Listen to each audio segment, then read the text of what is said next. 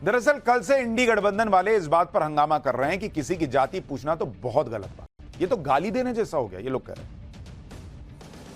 राहुल गांधी और पूरा इंडी गठबंधन ये कह रहा है कि अनुराग ठाकुर ने राहुल गांधी की जाति पूछकर उनका अपमान किया, उन्हें माफी मांगनी चाहिए।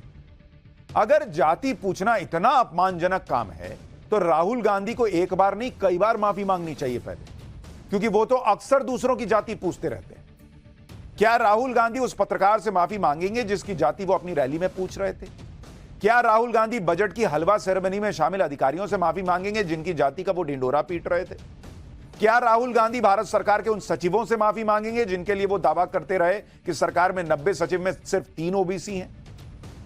आप खुद राहुल गांधी के कुछ पुराने बयान सुनिए जिसमें वो लोगों की जातियां पूछ रहे हैं, बता रहे हैं, और आज अपनी जाति पर आई तो भड़क रहे हैं। अपना ट्रैक रिकॉर्ड तो देखिए बॉस। मैं आपसे पूछ लेता हूं, इस कमरे में दलित कितने हैं? देखिए, ये मजा देखिए, इस कमरे में ओबीसी कितने हैं? हाथ उठा के दिखा दीजिए, देखिए मजा। नहीं, वो आप कैमरामैन है भैया, आपकी बात नहीं कर रहा हूं, मैं इनकी बात कर रहा हूं। तो ये सवाल है। मीडिया के आप, नाम क्या आपका? हाँ, आप शिव प्रसाद जी हैं। आपके मालिक का क्या नाम है? आपके मालिक का क्या नाम है? क्या नाम है? नाम बताओ, नाम बताओ। ओए मारो मत यार, मारो मत उसको, मारना नहीं है, मारना नहीं है। नाम बताओ उसका। वो ओबीसी है? नहीं। वो दलित है? नहीं। वो आदिवासी है? नहीं। जिसकी जात का पता नहीं वो गन्ना की बात करता है। जो भी इस देश में दलितों की, आदिवासियों की, पिछड़ों की बात उठाता है, जो भी उनके लिए लड़ता है, उसको गाली खाना ही पड़ता है। और मैं ये सब गालियां खुशी से खाऊंगा, क्योंकि महाभारत की बात हुई तो महाभारत में अर्जुन को सिर्फ मच्छी की आंख दिख रही थी, उसी प्रकार मुझे सिर्फ मच्छी की आंख दिख रही है। जाति जनगणना हम करा के दिखाएंगे। खत्म।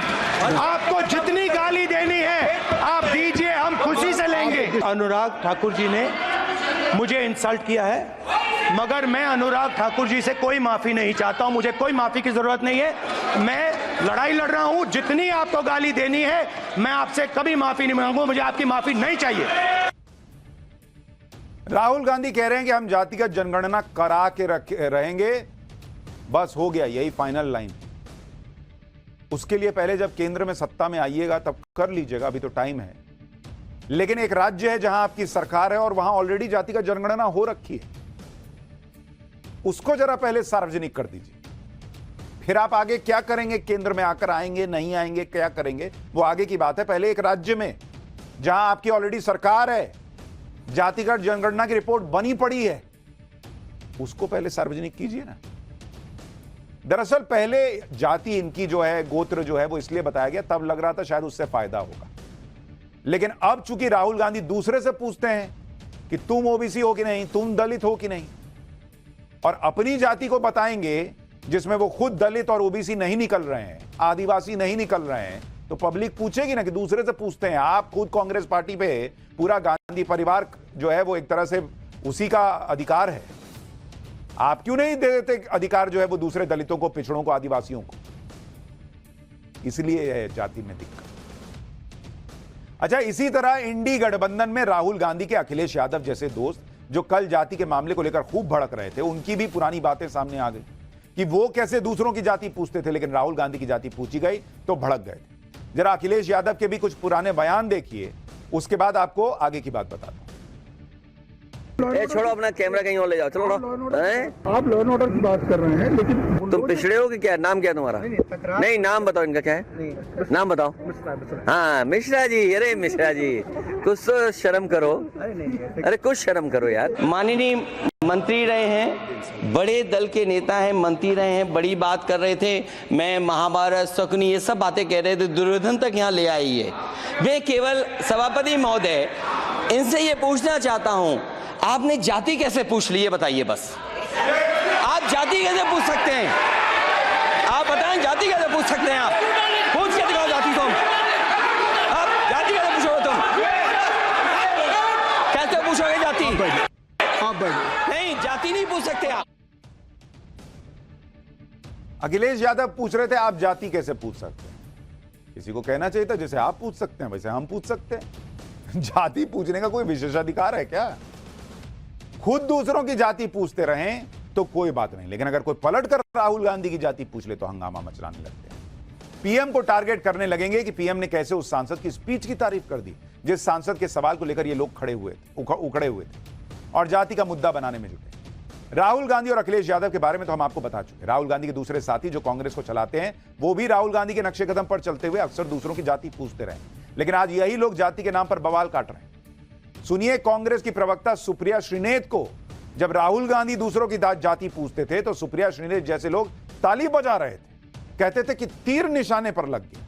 आज यही लोग लेक्चर दे रहे हैं कि जाति पूछना तो असंवैधानिक है। सुनिए जरा इनके दोनों चेहरे देखिए। राहुल गांधी ने एक रिपोर्टर से यह पूछ लिया कि तुम्हारी जात क्या है और तुम्हारे मालिक की जात क्या है। यह सवाल बिल्कुल सटीक निशाने पर लगा है, पर इस सवाल से मीडिया के जो बड़े बड़े मठाधीश हैं वो बड़े उत्तेजक, आक्रोशित और विचलित नजर आ रहे हैं। टूट पड़े हैं राहुल गांधी पर। आप वही अनुराग ठाकुर हैं। आज आपने अपनी पार्टी की असलियत दिखा दी जातिगत जनगणना पर एक व्यक्ति की जाति पूछकर, जो असंवैधानिक है। यह बात समझनी चाहिए कि प्रधानमंत्री मोदी तो खुद एक शानदार वक्ता है। अगर वो किसी नेता की स्पीच की तारीफ कर रहे हैं तो जरूर ही वो जबरदस्त भाषण होगा। दरअसल कल अनुराग ठाकुर ने जिस तरह से इंडी गठबंधन के धागे खोल दिए उसकी बहुत चर्चा भी हुई। अच्छा, इन लोगों को पता है कि वैसे तो अनुराग ठाकुर के बयान की, भाषण की चर्चा हो रही है, लेकिन पीएम मोदी ने ट्वीट कर दिया और चूंकि पीएम की फॉलोइंग जबरदस्त है, दुनिया में सबसे ज्यादा उनके फॉलोअर हैं ट्विटर पे, तो उसकी रीच बढ़ गई। अब जो अनुराग ठाकुर ने कहा वो ज्यादा फैलेगा, ज्यादा लोगों तक पहुंचेगा, इसलिए इनको और तकलीफ हो रही है। एक बार सुनिए अनुराग ठाकुर का वो जबरदस्त भाषण, उसका एक छोटा सा हिस्सा कि क्यों इतनी इन लोगों को उस भाषण से आग लगी हुई। फिर आपको बताऊंगा कि वो कांग्रेस नेता कौन है जिन्होंने अपनी किताब में नेहरू को धृतराष्ट्र कह दिया था। कांग्रेस नेता ने कह दिया था। पहले भाषण सुनिए। कुछ लोग एक्सीडेंटल हिंदू हैं और महाभारत का ज्ञान भी एक्सीडेंटल है, और उस नेता के अलावा और कौन नहीं जानता कि महाभारत में अभिमन्यु का वध 7 महारथियों ने मिलकर किया था। जयद्रथ, दुर्योधन, दुशासन, कर्ण, द्रोणाचार्य, कृपाचार्य और शकुनी। लेकिन राहुल जी ने कभी महाभारत, शायद, अब मुझे तो पता नहीं, पढ़ा भी नहीं, पर देखा भी नहीं होगा शायद सर, मुझे लगता है अंकल सैम ने लिख कर दिया होगा,